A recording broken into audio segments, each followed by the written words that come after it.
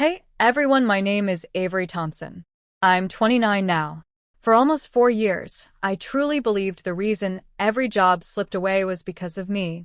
That I came across as unreliable in interviews, too jittery under pressure, too tough to train. Managers would lean forward with a friendly smile, promise, we'll reach out early next week, then radio silence. Or they'd call with that hesitant tone. We've decided to move forward with other applicants after some troubling background info surfaced. I had no clue what troubling info meant until the truth finally hit like a freight train. Imagine a calm suburb north of Raleigh, North Carolina, Oak Ridge Hollow. Neatly edged lawns, porches with rocking chairs and flags, kids chasing fireflies as dusk settles. That's where I grew up, in the Thompson house on Willow Bend Lane. My father, Harlan Thompson, clocked 22 years as a floor supervisor at a textile mill before the plant shuttered in the recession. After that, he consulted remotely, basically parked in his recliner, flipping channels, grumbling about the government, and preaching how the real world would swallow girls like me whole. My mother, Evelyn, was the model church volunteer, coordinating bake sales, delivering soup to the sick, always with that soft, watchful smile and the line, "We're just looking out for your best interests, darlin'." From the curb, we were postcard perfect Southern family. Behind closed doors, control was the unspoken law. No personal phone till 17, and it stayed family monitored. Every app and text visible. Bedroom lock only at 21, after I pleaded for quiet prayer time. Every outing needed a detailed text log of route and timing. At 19, when I started waitressing at a Waffle House off the interstate, my wages and tips poured straight into a savings account Mom oversaw. "For when you're ready," she'd say with a gentle squeeze. I never touched a statement. High school salutatorian. Counselor pulled me aside. "Avery, scholarships could open doors anywhere. You've got the grades." I brought the info packets home. Dad set his sweet tea glass on them and drawled, "College is for folks scared of honest work. You've got a bed, 3 squares. Family. Count your blessings." So I stayed. Cooked suppers. Scrubbed counters. Weeded flower beds. Endured nightly sermons on how girls who strike out alone wind up broken. Every whisper of independence sparked Mom's quiet, tearful collapse that drowned me in shame. Then, 2 weeks after turning 26, I was in the utility room folding his endless flannels when the realization crashed in. I'll be 45, still folding his shirts, still checking in like a teenager, still saying sorry for daring to want more. That night, flat on my back staring at ceiling shadows, I chose. No more begging.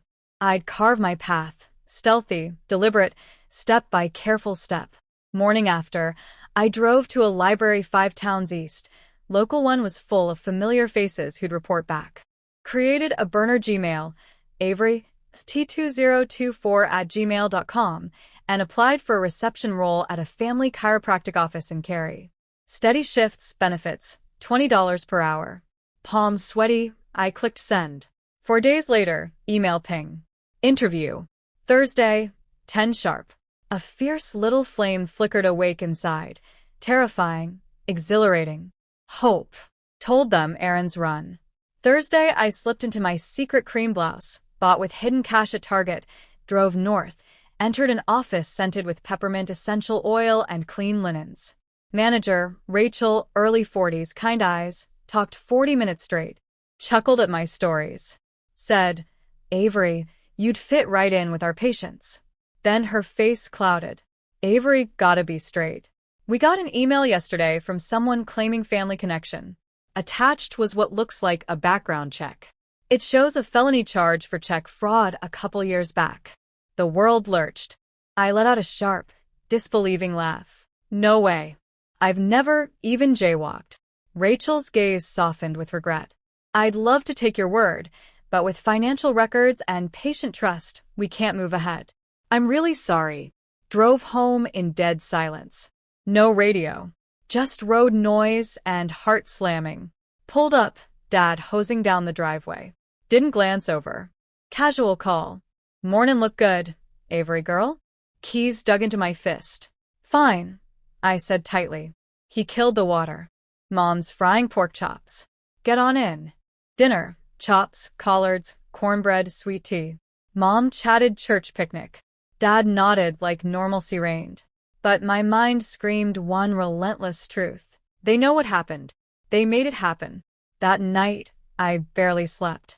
I lay in my childhood bed, the same twin mattress with the faded floral sheets, staring at the glow-in-the-dark stars I'd stuck to the ceiling when I was 9. Every time I closed my eyes, I saw Rachel's face at the chiropractic office, pity mixed with caution, the moment she decided I wasn't worth the risk. And then my father's voice from the driveway. "Mornin' look good, Avery girl?" So calm. So normal. Like he hadn't just torched another bridge behind me. The next morning I called in sick to the part-time gig I'd been clinging to at a local coffee shop, the one job my parents didn't know about yet because I'd started cashing tips under the table and hiding them in an old makeup bag under my mattress. I needed time. I needed answers. First stop, the public library again. Same one 5 towns over. I logged into my secret Gmail on a corner computer, heart hammering, and searched my own name plus variations. Avery Thompson background check. Avery Thompson criminal record. Avery Thompson felony. Nothing public came up. No mugshots, no court records, no news clips. Whatever they'd sent wasn't real, at least not searchable. But someone had made it look real enough to kill my interview. Over the next 3 weeks, I applied to 7 more jobs, all at least 45 minutes away in towns my parents had never mentioned visiting. A bookstore in Apex. A vet clinic in Holly Springs. A call center in Morrisville. Every single one. Initial excitement, interview invite, then the ghosting or the polite retraction. After further review of your application materials, due to information received from a third party, one hiring manager, a guy named Mike at the vet clinic, actually told me over the phone, "Look, Avery, someone forwarded us what looks like an official incident report. Shoplifting conviction from 2021. Said they were a concerned relative making sure we knew." Shoplifting. Prescription fraud. Check fraud. The story shifted slightly each time, but the pattern was crystal clear. Fabricated documents, anonymous tips, concerned family. I started keeping a log in a small spiral notebook I hid inside a tampon box in my bathroom drawer. Dates, company names, what was said, exact wording when possible.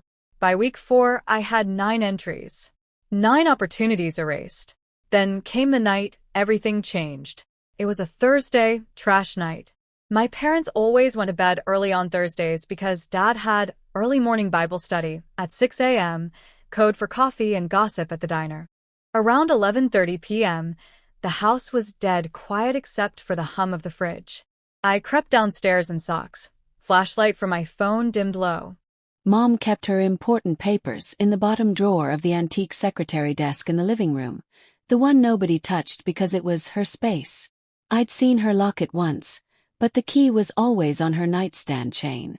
I'd borrowed it 2 nights earlier while she showered, made a quick wax impression with a candle stub and soap, then returned it. Crude, but it worked. The lock clicked open on the 3rd try. Inside, file folders labeled in her neat cursive. Taxes 2023. Insurance. Avery, medical. And one unmarked manila folder, thicker than the rest. I pulled it out, hands shaking so bad the papers rustled. First page. A printed email chain. From concernedcitizenancy47@gmail.com to char@apexbooks.com. Subject. Important background info re. Avery Thompson application. Attached. A PDF titled Incident Report Thompson 2021.pdf, formatted like an official Wake County Sheriff's Office document. Charge. Petty theft. Shoplifting. Disposition. Guilty plea probation. Date. March 15, 2021. My birthday is March 14th. I was home that entire week. We'd had a family dinner for it. I'd never set foot in a courtroom. Next pages. More emails. 7 in total. Different companies, different anonymous addresses, concerned neighbor 88, familiar 10C, etc., but all from the same IP range when I cross-checked later on a free Hoyes tool at the library. All attaching similar-looking forged reports. Different crimes, same photo of me. My driver's license pic from 2019, Same official formatting. Red check marks next to every single one I'd applied to.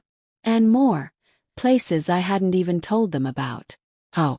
They must have been monitoring my phone location, my search history, maybe even keylogging the family desktop I sometimes used. I sat on the living room floor in the dark, notebook in my lap, flashlight beam trembling across the pages, and felt something crack open inside me. Not just anger, grief. For the daughter they claimed to love. For the years I'd spent apologizing for wanting normal things. I photographed every page with my burner phone, a cheap prepaid I'd bought cash at Walmart 2 months earlier, then carefully replaced everything exactly as I'd found it. Locked the drawer, crept upstairs, curled under the covers and cried, silent, choking sobs into my pillow so they wouldn't hear. The next morning at breakfast, Mom set a plate of scrambled eggs in front of me like nothing had happened. "Sleep okay, honey?" she asked, voice syrup-sweet. I looked at her, really looked. The woman who'd braided my hair taught me to bake cookies, told me bedtime stories, and now tracked my every attempt to leave like a warden. "Yeah," I said. "Fine." Dad grunted from behind his newspaper. "Job hunting still." "Trying," I answered, voice steady for the first time in years. He folded the paper. "You know the door's always open here. No need to struggle out there alone." I met his eyes, mild small. "I know." But inside the plan was already forming. I wasn't running anymore. I was gathering evidence. And when the time came, they'd feel exactly what they'd done to me. Avery sitting at the breakfast table the morning after discovering the notebook, forcing a smile while her parents act like everything is normal. Inside, the rage is boiling, but she's playing the long game. After that breakfast, I couldn't stay in that house another second without screaming. I told them I had a shift at the coffee shop, a lie. I'd already quit quietly the week before, and left with my backpack. I drove straight to the nearest women's shelter I'd Googled on the burner phone, Haven House in Raleigh, about 50 minutes away. No one knew I was going. No location sharing. Phone on airplane mode. The intake worker, a calm woman named Maria in her 50s with kind eyes behind thick glasses, didn't ask for my life story right away. She just handed me a clipboard, a cup of weak coffee, and said, "Take your time, hon, you're safe here tonight." Bed 9 in the women's dorm. Thin mattress, shared bathroom that always smelled faintly of bleach and cheap shampoo. Fluorescent lights that buzzed like angry bees even after lights out. I lay there that first night listening to someone crying softly 2 beds over and thought, this is rock bottom. But at least it's mine. The next few weeks blurred into survival mode. I replaced my birth certificate, mailed application, 8 to 10 weeks wait. Fought the DMV for a temporary ID without my social security card. They had it locked in their safe at home. For safekeeping. Washed dishes in the shelter kitchen for extra meal vouchers. Kept applying for jobs. Farther out now, 60 to 80 miles, using library computers and my burner email. But the sabotage followed. One interview at a dental office in Greensboro. Great vibe, manager loved my smile. Next day, call from HR. We received an anonymous tip with documentation showing a history of workplace violence. We have to rescind the offer for staff safety. Workplace violence. I'd never raised my voice at a customer in my life. Another at a boutique hotel front desk in Fayetteville. "Sorry, Avery, we got an email with what looks like a restraining order from a previous employer. Can't bring liability in here." They'd escalated. Phone calls weren't enough anymore. Now forged PDFs, fake restraining orders, even doctored emails pretending to be from old co-workers, warning about my temper. I saved every voicemail, screenshot, email forward. My notebook grew thicker, hidden now in a zippered pocket of my backpack. Then came the texts from Dad's number. Once a week, clockwork. "Cold out there yet? Bed still open if you apologize. Saw your old friend Jenna at church. She asked why you're not around. Told her you're going through a phase. Thanksgiving soon. Mom's making your favorite pecan pie. Doors unlocked. Each one a hook, designed to reel me back in guilt first." I never replied. But I screenshot them all. Evidence. Month 3 at the shelter. I was starting to feel human again. Small wins like getting my temp ID photo taken, buying a $5 thrift store sweater that was actually mine. Maria, the shelter director, pulled me aside one afternoon while I was sorting donations. "A woman came by last week asking about you. Said her name was Carla Voss, private investigator. Left a card. I didn't give her anything policy. But she seemed different. Not pushy. Almost gentle." My stomach dropped. Dad must have hired someone to track me. Next level control. But when Maria handed me the card, simple white, embossed, Carla Voss, licensed PI, North Carolina, something felt off. No flashy logo. No discreet surveillance tagline. Just a phone number and, "Available when you're ready." I kept the card in my sock drawer for 2 weeks, turning it over in my hands at night. Finally, on a rainy Tuesday when the shelter roof leaked into buckets and I was soaked from walking back from the library, I dialed. Carla answered on the second ring. Voice low, steady, no nonsense. "Avery Thompson." "Yes. Your grandmother, Evelyn's mother, Clara Reynolds, hired me 8 years ago. She paid in advance for long-term monitoring of your parents' activities. Her instructions were clear. Only contact you if things turned dangerous.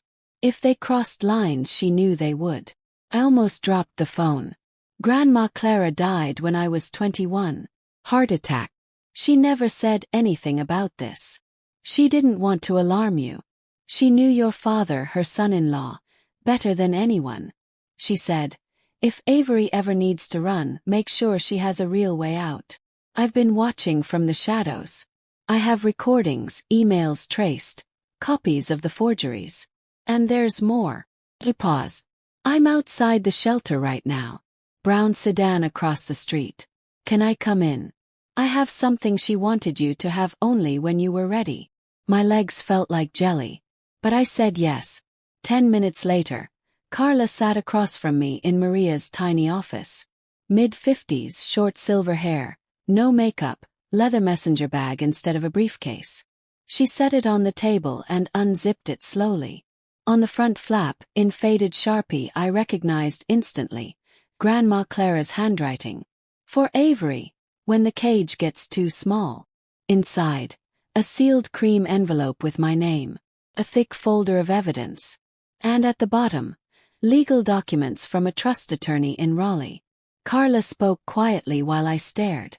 "Your grandmother sold her lake house and the 15 acres around it right before she passed, $420,000 after fees. Placed it in an irrevocable trust. You're the sole beneficiary. Your parents were never told." She said, "Harlan will sniff it out if it's in her name too soon. Let her need it first." I opened the letter with shaking fingers. "Avery, my sweet girl. If you're reading this, things got bad. I'm sorry I couldn't stop it while I was breathing. I lived 42 years with a man who thought love meant ownership. I won't let that happen to you. This money isn't revenge. It's freedom. Use it to stand up, not to tear down. But if you have to fight, fight hard. I love you bigger than the sky. Grandma Clara." Tears hit the paper before I could stop them. Carla slid the folder over. 37 documented interferences. Audio of phone calls where your mom posed as HR reps, ex-employers, even a fake therapist. Metadata on the forged docs points straight to your dad's home IP and printer serial number. It's all chain of custody clean.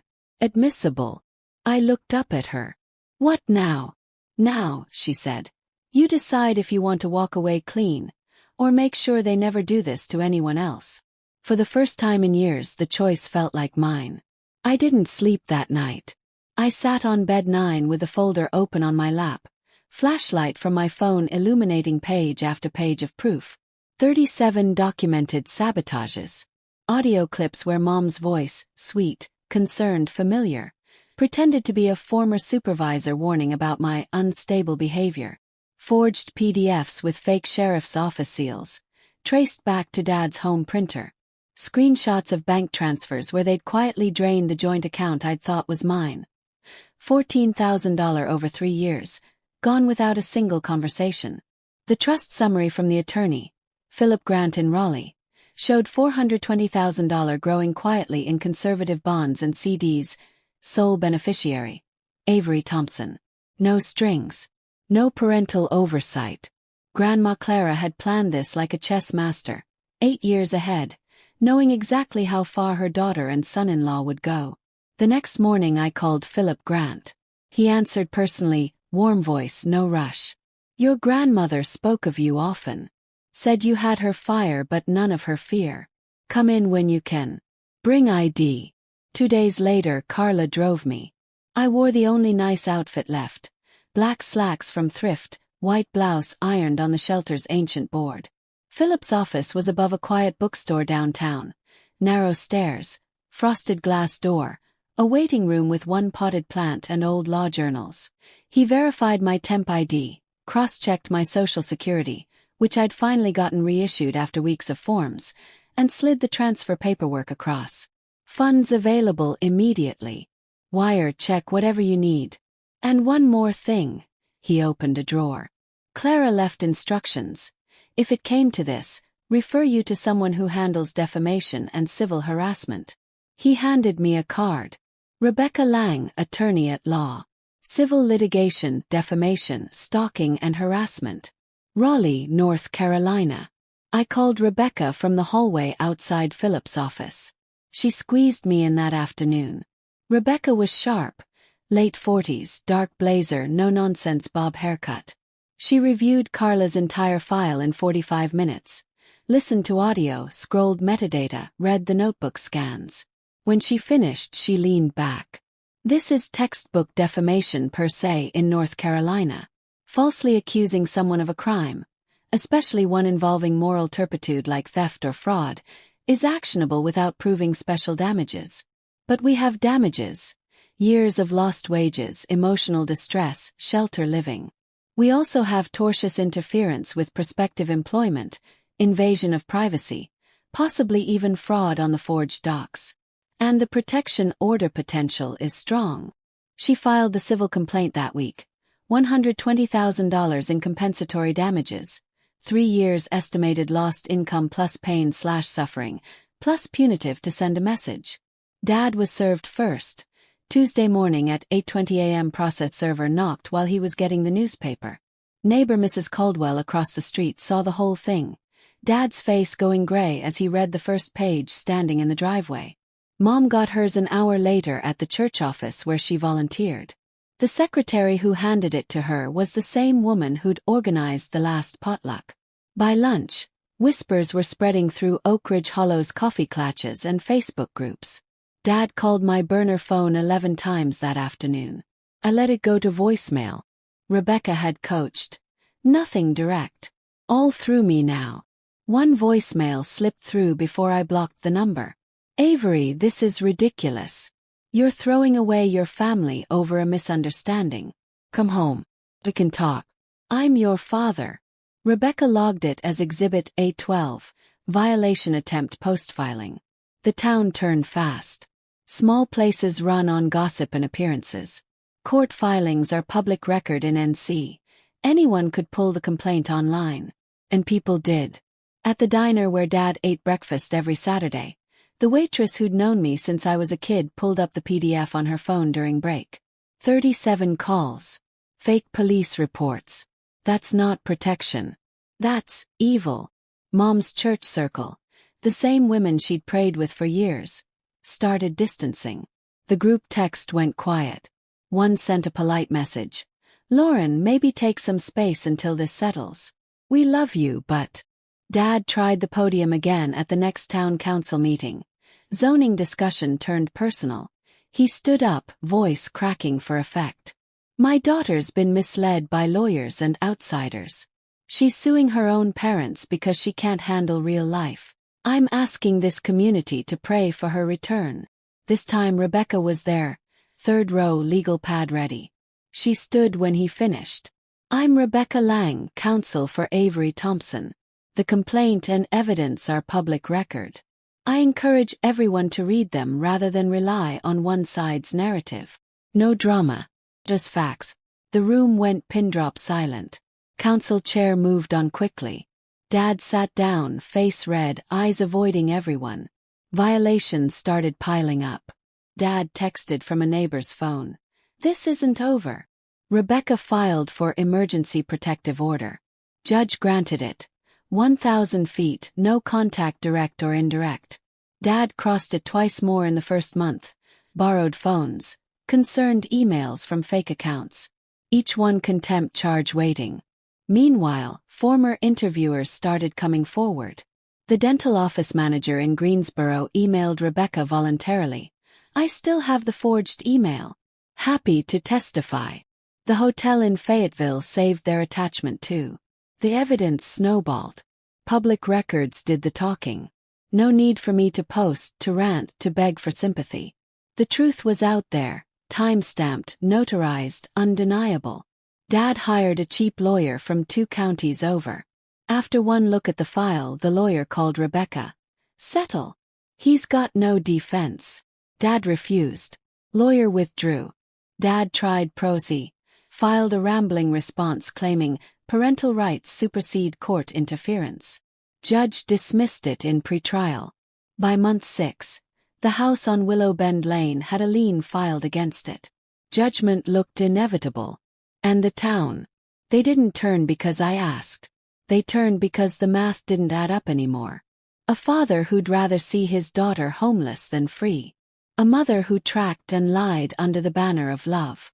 For the first time, I wasn't the villain in their story. They were. The hearing came 6 months after the filing. A small county courtroom in Raleigh, wood-paneled walls, hard benches, the faint smell of old coffee and lemon polish. I sat in the front row beside Rebecca, wearing the same gray blazer she'd lent me, hands folded in my lap so no one would see them shake. Dad and Mom were across the aisle, him in his best navy suit, the one he wore to job interviews that never came. Her in a modest floral dress, eyes red but dry now. No tears today. Just silence. Judge Harlan Whitaker, no relation, thank God, called the case. Rebecca stood first. Precise. She walked the judge through the evidence like reading a grocery list. 37 documented interferences, audio files played aloud.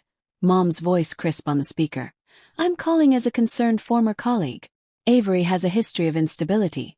Metadata linking forgeries to the home IP.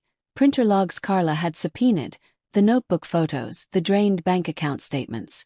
Then the damages. 3 years of zero steady income, shelter stays, medical records showing anxiety spikes treated at free clinics, lost opportunities quantified by labor economists Rebecca had consulted, $38,000 to $42,000 per year baseline for entry-level admin roles in the Triangle area. Dad represented himself. He stood at the podium gripping the edges like it was a life raft. "Your Honor, this is a family matter. I'm a father protecting his daughter from a dangerous world. She's always been fragile. We made calls because we love her. No malice. Just concern." Rebecca objected. "Your Honor, the evidence shows systematic fabrication of criminal records, impersonation, and financial sabotage. This isn't concern. It's coercion." The judge let Dad finish. He rambled about parental rights, biblical duty, how I'd abandoned them. When he mentioned the town council speech that backfired, a few gallery spectators, neighbors who'd shown up, shifted uncomfortably. Rebecca's closing. The Thompsons didn't protect Avery. They imprisoned her future. North Carolina law is clear. Defamation per se, tortious interference, intentional infliction of emotional distress. The harm is proven. The intent is documented. Justice requires accountability. Judge Whitaker ruled from the bench. Default judgment on most counts. Dad hadn't filed proper discovery responses. Compensatory, $95,000. Punitive, $45,000 for willful and malicious conduct. Total, $140,000. Lien on the house expanded. Contempt findings for 3 protective order violations. Fines and warning of jail time next breach. Dad didn't speak. Just stared at the floor. Mom clutched her purse so hard her knuckles went white. Outside the courthouse, rain had started. Soft, steady Carolina drizzle. I stood under the overhang watching them walk to their car. Dad didn't look back. Mom did one quick glance, eyes meeting mine for half a second. Something flickered there. Regret. Or just defeat. I'll never know. They sold the house on Willow Bend Lane 3 months later. Market wasn't hot. The lien and back taxes ate most of it. They moved to a double-wide in a park 30 miles east. Close enough for church. Far enough the old neighbors stopped waving. Dad still tells anyone who'll listen that I was brainwashed by lawyers. Carla heard through a contact that she started individual counseling 6 months after the judgment. 3rd session in, she apparently told the therapist, "I think I broke my daughter. I don't know how to fix it. Progress. Maybe. Forgiveness. Not today. Maybe not ever." With the trust money, I rented a small 1-bedroom in Cary. Ground floor, big windows, a balcony where I put a single rocking chair and watch sunsets. I bought a used Toyota Corolla with low miles. Opened a bank account in only my name. Adopted a gray tabby from the shelter. Named her Clara, of course. She sleeps on my pillow every night. I work now as a paralegal at Rebecca's firm. Started as admin, got promoted after 6 months. $24 per hour. Benefits. A desk with my own fern. No one checks my email. No one tracks my location. The quiet is deafening sometimes. In the best way. I don't talk to them. The protective order is permanent unless I lift it. I haven't. Rebecca keeps the file open in case they try anything. Last Christmas, a card arrived at the office, forwarded by Maria from the shelter. Mom's handwriting on the envelope. Inside, a simple Merry Christmas. We miss you. Love, Mom and Dad. No apology. No acknowledgement. Just the old script. I read it once. Set it on the desk. Then I wrote back through Rebecca, short, formal. Respect the order. Do not contact again. Avery. Mailed it certified. I'm 29 now. Saving for community college. Maybe paralegal certification, maybe something else. I cook dinner for one. I walk Clara the cat on a leash in the courtyard. I sleep without listening for footsteps in the hall. Grandma Clara's letter sits in my nightstand drawer. I read it on hard days. Avery, my sweet girl. Freedom isn't free, but you're worth every penny. Love bigger than the sky. She was right. If you're watching this and you're in a cage that feels like love, know this. Wanting your own life isn't betrayal. It's survival. And sometimes the people who raised you are the ones who need to lose access to you so you can finally breathe. Wanting freedom doesn't make you ungrateful. Makes you alive. If this story hit home, like, subscribe, share it with someone who needs to hear they're not alone. Drop a comment. What's one thing you'd do first if you suddenly had true independence? I read every single one. And if you want more real stories like this, they're linked below. Thank you for staying till the end. See you in the next one.